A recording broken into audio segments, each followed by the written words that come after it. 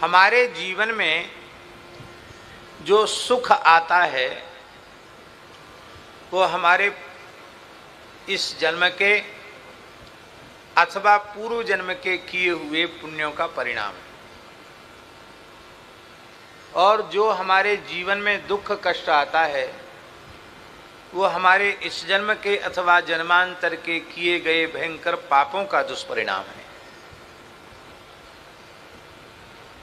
ये बात अपने मन में समझनी चाहिए।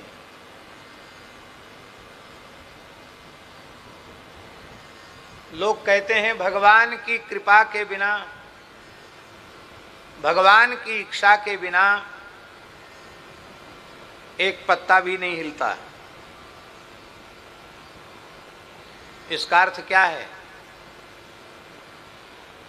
कि सब कुछ भगवान की शक्ति सामर्थ्य से हो रहा, यही इसका अर्थ है। इसका अर्थ यह नहीं है कि पापी मनुष्य पाप कर्म भगवान की प्रेरणा से करता है, भगवान की इच्छा से करता है। यदि पापात्मा मनुष्य पाप कर्म भगवान की प्रेरणा से करे तो फिर पाप कर्म का फल जीव को नरक में नहीं मिलना चाहिए, 84 योनियों के रूप में नहीं मिलना चाहिए। फिर तो पाप कर्म परमात्मा ही कर रहा है, जो कर रहा है या करवा रहा है, कर्ता कारिता वही है। तो भगवान को ही स्वर्ग नरक की व्यवस्था होनी चाहिए, जीव को नहीं होनी चाहिए। लेकिन भगवान को ये व्यवस्था नहीं है, जीव के लिए ही ये व्यवस्था है। इसका आशय क्या है? इसका आशय है कि जीव को कर्म करने की शक्ति परमात्मा प्रदान करते हैं, देह इंद्रिय मन बुद्धि आदि प्रदान करते हैं, शास्त्र प्रदान करते हैं, संत सद्गुरु प्रदान करते हैं, और भगवान कृपा करके मनुष्य को विवेक प्रदान करते हैं। शक्ति देने के साथ ये सब भी देते हैं। अब इतनी कृपा के बाद भी वह भगवत प्रदत्त शक्ति सामर्थ्य का मनमाने तरीके से उपयोग करे, असत कार्यों में उपयोग करे, तो उसका परिणाम किसे भोगना पड़ेगा? बोलो, किसे भोगना पड़ेगा? उस व्यक्ति को ही भोगना पड़ेगा। एक पिता के पास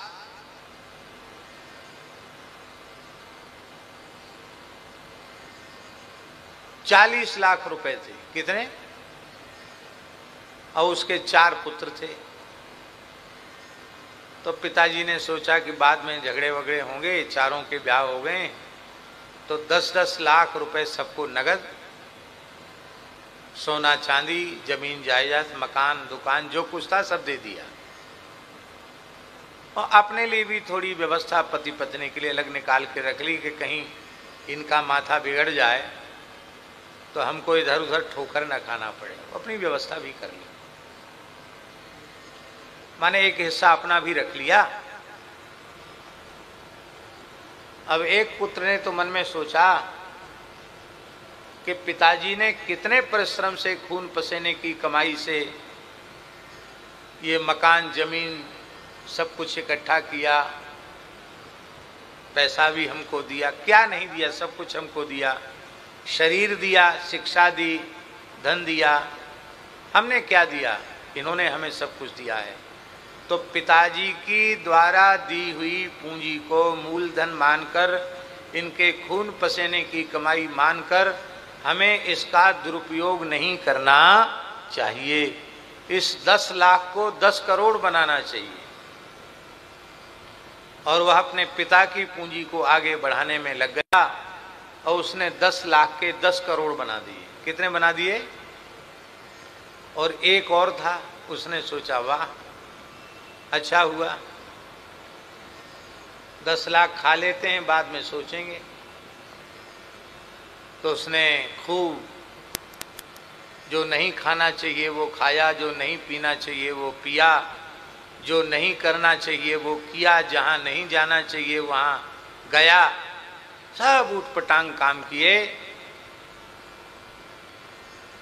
और महीना 2 महीना के बाद सड़क पे आ गया। जुआ में अपना घर मकान दुकान सब बिक गया, उसका सब खत्म हो गया, रोड पे आ गया। अब हम आपसे पूछते हैं,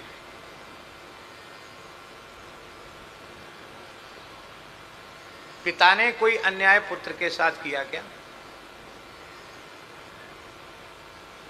पिता ने तो अन्याय नहीं किया, पर पुत्र ने पिता की दी हुई शक्ति सामर्थ्य का दुरुपयोग किया। तो दरिद्रता का कष्ट किसे भोगना पड़ेगा, पिता को कि पुत्र को? पुत्र को ही भोगना पड़ेगा। अच्छा, दूसरे पुत्र ने पिता की संपत्ति को बढ़ाया और उसका नाम यश कीर्ति भी खूब उजागर किया और पिताजी से प्रार्थना की कि पिताजी आप अपने हिस्से का मकान, दुकान, जमीन जिसको चाहो उसको दे दो, चाहे कहीं दान पुण्य कर दो, आपके आशीर्वाद से हमारे पास कोई कमी नहीं है, पर मैं आपका पुत्र हूँ, मुझे कृपा पूर्वक आप अपनी सेवा का सौभाग्य प्रदान करें। पुत्र के लिए पिता माता की सेवा से बढ़कर कोई संपत्ति नहीं है और उसने पिता माता को अपने घर में लाकर रखा और वह अत्यंत पूज्य भाव से उनकी सेवा करने लग गया। अब हम आपसे दूसरा प्रश्न पूछते हैं कि पिता अपने हिस्से का सोना, चांदी, जमीन, जायदाद, नगदी उस जुआ, शराब, कबाब करने वाले बेटे को देगा कि जिसने उसके यश को, मान को, कीर्ति को बढ़ाया और सेवा भी कर रहा उसको देगा? किसको देगा? हैं? भाई उसको फिर से देगा तो फिर उसी काम में नष्ट कर देगा धन को, वो अधिकारी ही नहीं है। ठीक, ये तो एक सामान्य उदाहरण हमने दिया। इसी प्रकार से परम कारुणिक परमात्मा उनकी दी हुई शक्ति सामर्थ्य का जब कोई मनुष्य उत्तम उपयोग करता है तो भगवान अपनी शक्ति सामर्थ्य भी उस मनुष्य को दे देते हैं।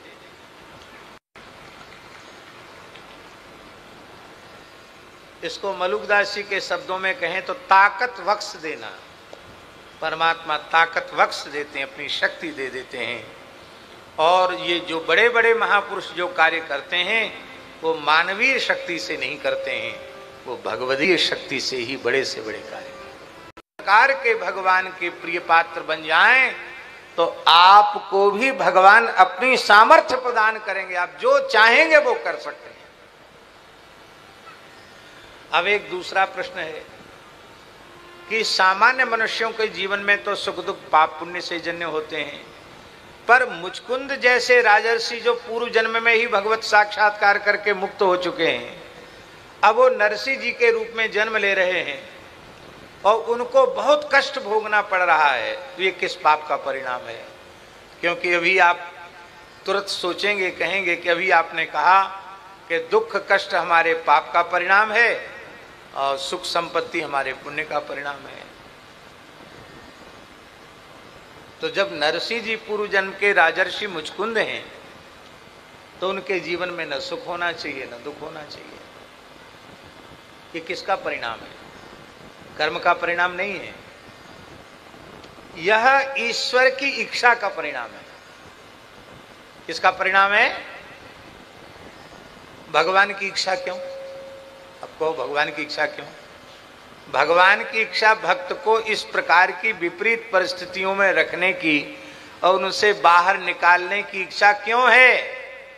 इसलिए है कि उस भक्त के माध्यम से संसार के असंख्य जीवों को भगवान प्रेरणा देना चाहते हैं। गोस्वामी तुलसीदास जी साक्षात महर्षि वाल्मीकि हैं। कलि कुटिल जीव निस्तार हित वाल्मीकि तुलसी भयो। और तुलसीदास जी ने जैसा कष्ट अपने जीवन में दरिद्रता का भोगा, इतना अधिक कष्ट तुलसीदास जी ने भोगा कि उनके 12 ग्रंथों में यत्र तत्र सर्वत्र तुलसीदास जी के मन की वेदना स्पष्ट दिखाई पड़ती है। भिखारी के तरह से द्वार द्वार बिललाता हुआ मैं एक एक कण मांगता हुआ घूमता था, लेकिन लोग मुझे छाया से बचते थे। इस भाग्यहीन की छाया हमारे ऊपर न पड़ जाए। मानत हो 4 फर 4 ही चनक को, कोई 4 चने मेरी हथेली पर धरता था तो मैं समझता था कि मुझे धर्म अर्थ काम मोक्ष चारों मिल गए। कई कई दिन भूखे प्यासे बीत जाते थे और अंत में जहां भोज भंडारे होते वहां पत्तल फेंक दिया जाता था। मैं सोचता था कि पत्तल में से भी कुछ खाने को मिल जाए। चाटत रह्यो, विनय पत्रिका में गोस्वामी जी कहते हैं, चाटत रह्यो स्वान पातर ज्यों कबहू न पेट भर्यो, सोहो चाखत नाम सुधा रस पेखत पर सुधरो, भरोसो जाहि दूसरो सो करो, मोको तो राम को नाम काम तरु कलि कल्याण करो। ये क्यों है? ये पाप पुण्य से जन्य नहीं है, ये भगवान की इच्छा से। क्यों? क्योंकि भगवान ये दिखाना चाहते हैं इस प्रकार की विपत्ति में पड़े हुए जीव भी मेरी शरण लेकर, संत की शरण लेकर, गुरु की शरण लेकर संतत्व के सर्वोच्च शिखर पर प्रतिष्ठित हो सकते हैं, पूरे राष्ट्र और समाज के मार्गदर्शक बन सकते हैं, प्रेरक पुरुष बन सकते हैं। ये प्रेरणा बिना विपरीत परिस्थितियों के संसार को प्राप्त नहीं होगी। सत्यवादी हरिश्चंद्र जीवन भर सत्य का पालन तो वे करते ही थे, करते ही रहते। कौन उनका नाम जानता? यदि विकट परिस्थितियां सत्य के पालन में उनके जीवन में उपस्थित न होती, खुद न बिकते, गृहिणी को बेच दिया, पुत्र बिक गया, खुद भी काशी के भरे बाजार में बिक गए और अपनी पत्नी से भी कर मांगने में उन्होंने अपने सत्य का त्याग नहीं किया, अपने पुत्र के मृतदेह के लिए भी कफन की याचना की, तो ये सत्य से वो डिगे नहीं, इतना कष्ट सहा, तो आज सत्यवादी हरिश्चंद्र का नाम भुवन कोश ब्रह्मांड में गुंजायमान है, विख्यात है। इसलिए विपरीत परिस्थितियों से निकलने वाले का ही जीवन चमकता है। इसलिए मनुष्य को कभी विपरीत परिस्थितियों से घबराना नहीं चाहिए। नरसिंह जी का जीवन भी ऐसी ही विलक्षणताओं से भरा हुआ जीवन है।